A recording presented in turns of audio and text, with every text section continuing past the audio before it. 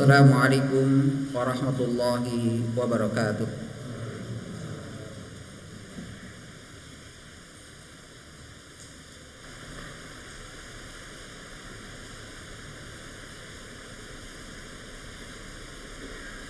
Innal hamdalillah nahmaduhu wa nasta'inuhu wa nastaghfiruh wa na'udzu billahi min shururi anfusina wa min sayyiati a'malina.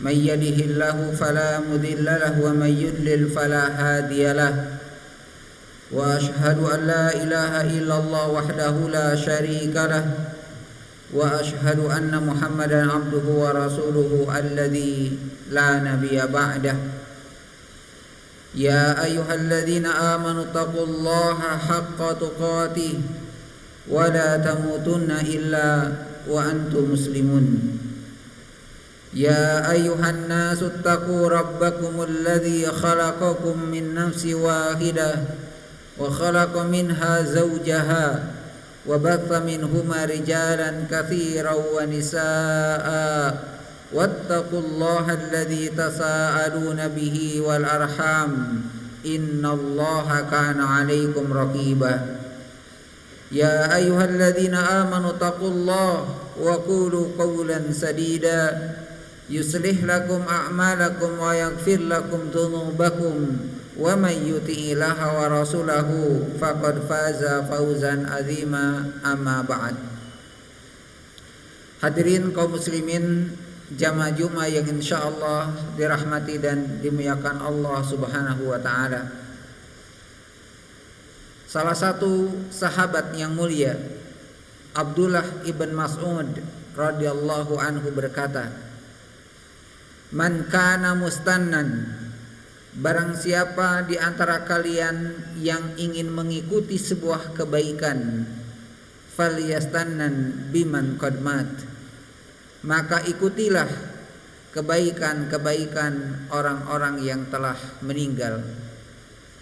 Fa innal hayya la tu'man bil fitnah, karena sesungguhnya orang yang masih hidup tidak akan pernah aman dari fitnah dan ujian.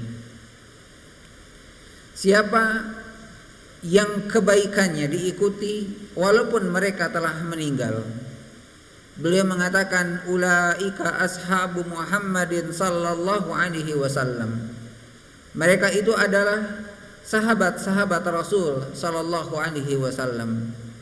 Kanu khairu hadhil ummah, kata Abdullah ibn Mas'ud, mereka itu sahabat-sahabat itu adalah khairul ummah, sebaik-baiknya umat. Maka sangat jelas pula di dalam Al-Quran Allah mengatakan tentang para sahabat, kuntum khairu ummah, kalian adalah sebaik-baiknya umat. Bahkan Nabi kita sallallahu alaihi wasallam mengatakan khairul qurun, para sahabat adalah sebaik-baiknya generasi. Kemudian kata beliau, abarraha quluban, kenapa kita harus mengikuti para sahabat? Abarraha quluban, hati mereka bersih. Wa a'maqaha ilman, pengetahuan tentang agama mendalam. Wa aqalluha takallufan, dan kesalahan-kesalahan yang mereka lakukan pun sangat sedikit. Fatashabbahu bi akhlaqihim wa taraikihim, maka hendaklah meniru, mengikuti, mencontoh apa yang telah mereka lakukan. Jamaah sekalian yang dirahmati Allah Subhanahu wa taala, sebuah pesan, sebuah wasiat, sebuah perkataan yang sangat luar biasa yang keluar dari lisannya para sahabat ridwanullah alaihim, di mana Abdullah ibn Mas'ud mengatakan, jika kita ingin mengikuti sebuah kebaikan, maka ikutilah kebaikan orang-orang yang telah meninggal. Hadirin yang dirahmati Allah Subhanahu wa taala, ketika hari ini kita kehilangan figur, kita kehilangan contoh, kita kehilangan teladan, maka sesungguhnya contoh, figur dan teladan kita adalah sahabat-sahabat Rasul sallallahu alaihi wasallam. Kalau kita ingin melihat bagaimana kualitas ibadahnya Rasul sallallahu alaihi wasallam, maka lihat kualitas ibadahnya para sahabat. Karena apa yang dilakukan oleh para sahabat semuanya pasti mengikuti, mencontoh dan meniru Rasul sallallahu alaihi wasallam. Jemaah sekalian, andaikan kita mengikuti, meniru apa yang telah dilakukan oleh para sahabat, pasti kita tidak akan bisa, kita tidak akan mampu mengikuti apa yang telah mereka lakukan. Kenapa? Karena mereka adalah orang-orang yang memiliki puncak-puncaknya iman. Mereka adalah orang yang memiliki setinggi-tingginya iman di hadapan Allah Subhanahu wa taala setelah Rasul sallallahu alaihi wasallam. Paling tidak jemaah sekalian, kata Abdullah Al-Munkadir rahimahullah mengatakan, salasun min maladzatil iman. Paling tidak ada 3 amalan yang mesti kita lakukan, yang mesti kita jaga agar kita bisa mendekati amalan-amalan para sahabat. Kata Abdullah Al-Munkadir rahimahullah mengatakan, salasun min maladzatil iman. Ada 3 perkara di mana seseorang akan merasakan manisnya iman, akan merasakan lezatnya ibadah di hadapan Allah Subhanahu wa taala. Yang pertama, salatul jamaah, salat yang dilakukan dengan berjamaah.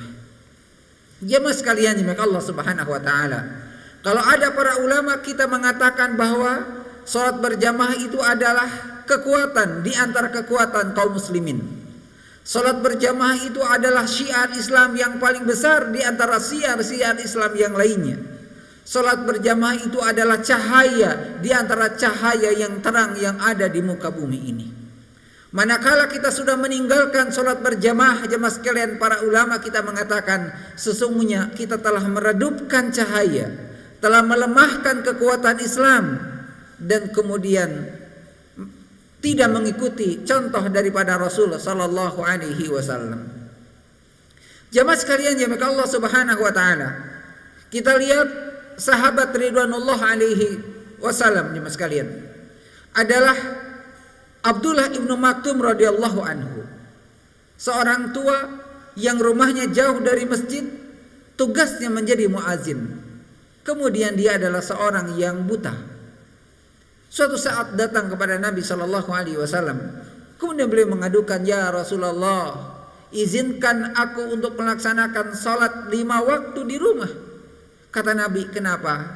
Beliau mengatakan, "Tidak ada yang mengantarkanku ke sini, tidak ada yang mengantarkanku ke masjid.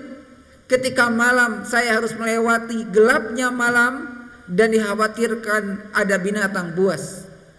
Ketika siang hari saya harus melewati terik panasnya matahari, terlebih ketika musim dingin datang menghampiriku. Maka izinkan ya Rasulullah aku untuk melaksanakan salat di rumah saja. Selain itu pula aku adalah seorang tua yang buta." Maka apa kata Nabi sallallahu alaihi wasallam? "Apa sami'tumun nida?"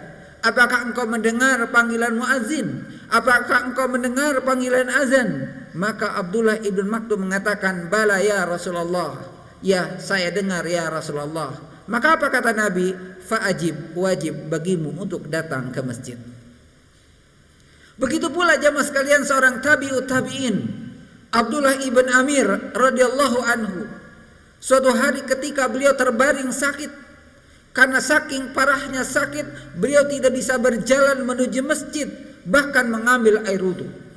Ketika mendengarkan azan, hati yang begitu besar keinginan untuk bertemu bersama kaum muslimin, sujud dan bersungkur di rumah Allah berjamaah bersama yang lainnya, maka dia panggil anak dan istrinya. Beliau mengatakan, "Wahai istriku, wahai anakku, bawalah aku ke masjid. Aku ingin melaksanakan salat 5 waktu bersama kaum muslimin." Apa kata istrinya? Apa kata anaknya? Keduanya mengatakan, "La yukallifullahu nafsan illa wus'aha." Allah tidak akan membebani suatu kaum kecuali sesuai dengan kemampuannya. Engkau dalam keadaan sakit, tidak bisa berjalan, jangankan berjalan kaki, berwudu sendiri, berwudu pun mesti kami bawakan dan mesti kami wudukan. Apa jawaban Abdullah ibn Amir jemaah sekalian ketika mendengar anak dan istrinya memberikan arahan kepada suaminya, kepada ayahnya? Maka beliau mengatakan, "Wahai istriku, wahai ayahku, wahai istriku, wahai anakku, sesungguhnya aku memang sakit. tidak bisa berjalan dan tidak bisa mengamalkan air wudhu, tetapi kalian berdua bisa berjalan dan bisa mewudukanku. Akhirnya diwudukan oleh anak dan istrinya, dipapah menuju masjid, salat berjamaah bersama kaum muslimin, dan kemudian disimpan pada saf yang pertama. Maka pada saat sujud yang pertama, malaikat maut pun datang menjemputnya dan dia mati dalam keadaan sujud di hadapan Allah Subhanahu wa taala. Inilah kekuatan iman para sahabat jemaah sekalian. Pantas ketika Allah mengatakan kuntum khairu ummah, sahabat itu adalah terbaik, sebaik-baiknya umat, sebaik-baiknya generasi jemaah sekalian. Maka tidak salah kalau ada para ulama kita yang mengatakan, walaupun dari sisi kesohihan hadis ini bermasalah jemaah sekalian, tapi ada faidah yang bisa kita dapatkan. Ketika Bani Adam lahir ke bumi jemaah sekalian, diazankan oleh orang tuanya tanpa disalatkan, maka beribadalah kepada Allah Subhanahu wa taala sebaik-baiknya. Karena suatu saat ketika engkau dipanggil oleh Allah Subhanahu wa taala, kalian akan disolatkan tanpa diazankan. Kata para ulama kita, hidup kita ini hanya sebentar menunggu antara waktu azan dan waktu iqamah dikumandangkan. Hadirin yang dirahmati Allah Subhanahu wa taala, itulah gambaran para sahabat. Maka kecintaan kita kepada Nabi Shallallahu Alaihi Wasallam jamaah sekalian, yang sesungguhnya adalah bagaimana kita mengikuti dan meniru, mencontoh apa yang telah dilakukan oleh Rasulullah Shallallahu Alaihi Wasallam. Maka mari kita hidupkan rumah Allah dengan salat 5 waktu jamaah sekalian, karena dia memiliki keutamaan yang besar di hadapan Allah Subhanahu Wa Taala. Yang kedua, kata Abdullah ibn Al-Qadir jamaah sekalian, salah satu di antara 3 kenikmatan iman di dalam hati seseorang dan dia akan merasakannya adalah salatul laili, salat yang dilakukan di sepertiga malam. Kata Nabi kita sallallahu alaihi wasallam, tidak ada salat yang lebih utama dilakukan setelah salat wajib adalah salat yang dilakukan di sepertiga malam. Ketika semua orang tertidur lalap, diiringi dengan mimpi-mimpi yang indah, kita bangun menyingsingkan gelapnya malam, dinginnya malam, mengambil air wudhu dan kita sujud di hadapan Allah Subhanahu wa taala. Abdullah bin Mas'ud mengatakannya mas sekalian, dahulu di zaman Nabi sallallahu alaihi wasallam, kalau kami keluar rumah maka seolah-olah kami mendengar suara lebah yang berterbangan keluar dari sarangnya.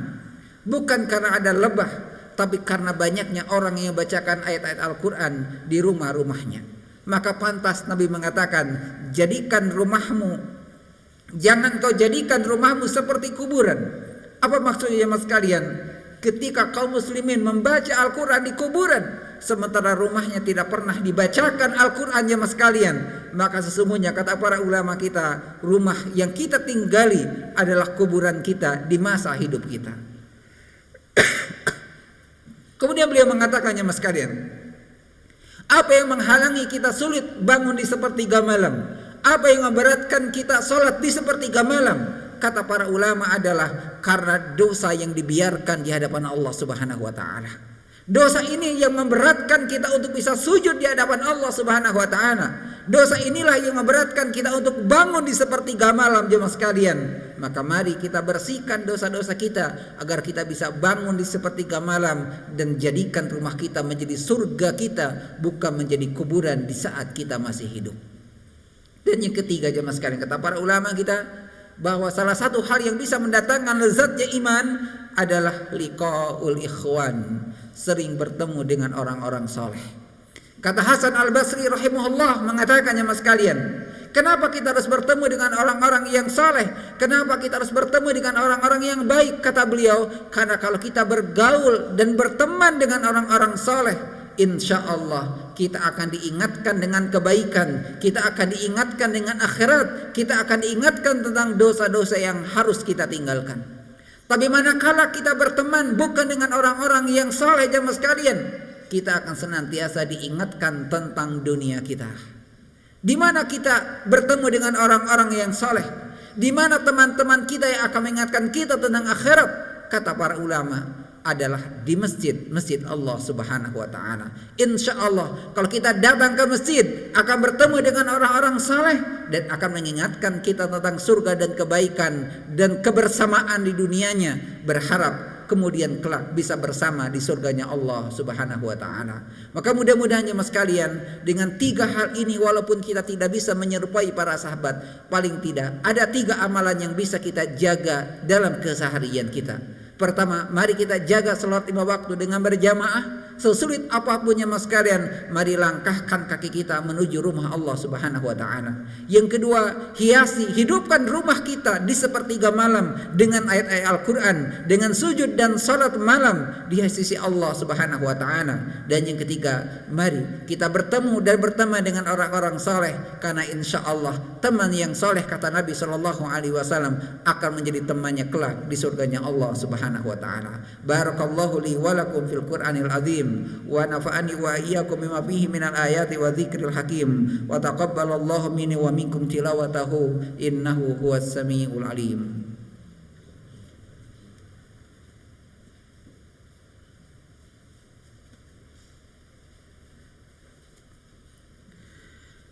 Alhamdulillahi wahda sadaqa wa'dah wa nasara 'abdah wa a'jazundahu wa hadzal mal ahzaba wahdah. Wa asyhadu an la ilaha illallah wahdahu la syarikalah wa asyhadu anna Muhammadan abduhu wa rasuluhu alladzi la nabiyya ba'dah. Ya ayyuhalladzina amanu taqullaha haqqa tuqatih wa la tamutunna illa wa antum muslimun. Jamaah sekalian yang dirahmati Allah Subhanahu wa taala, ketika semua kebaikan berkumpul, maka insyaallah akan menjadi suatu kebaikan yang besar. Apa yang dimaksud? Jamaah sekalian, hari ini hari Jumat diiringi dengan hujan deras yang Allah Subhanahu wa taala turunkan dari langit. Jamaah sekalian, Nabi kita pernah mengatakan bahwa salah satu di antara doa-doa yang mustajab adalah ketika berdoa di hari Jumat. Dan yang kedua adalah ketika kita berdoa dan beribadah saat hujan sedang turun. Maka mudah-mudahan bertemunya 2 kebaikan saat kita melakukan ibadah di hadapan Allah Subhanahu wa taala. Kita semua diantarkan oleh Allah pada kebaikan tertinggi kelak saat kita semua sudah bertemu dengan Allah dan dikumpulkan di surganya Allah Subhanahu wa taala. Allahumma salli ala Muhammad wa ala ali Muhammad kama sallaita ala Ibrahim wa ala ali Ibrahim innaka Hamidum Majid. Wa barik ala Muhammad wa ala ali Muhammad kama barakta ala Ibrahim wa ala ali Ibrahim innaka Hamidum Majid. Allahumma ighfir lil muslimina wal muslimat wal mu'minina wal mu'minat al ahya'i minhum wal amwat innaka sami'un qaribun mujibu da'wat. Allahumma ighfir lana dhunubana wa dhunuba walidayna warhamhuma kama rabbayana shighara. Rabbana ighfir lana wa li ikhwanina alladhina sabaquna bil iman wa la taj'al fi qulubina ghillan lil ladzina amanu rabbana innaka ra'ufur rahim. Rabbana zalamna anfusana wa illam taghfir lana wa tarhamna lanakunanna minal khasirin. Rabbana atina fid dunya hasanah wa fil akhirati hasanah wa qina adzabannar. Walhamdulillahi rabbil alamin wa sallallahu wa sallam ala Muhammad tasliman katsira wa akhiru da'wana alhamdulillahi rabbil alamin. Aqimus shalah.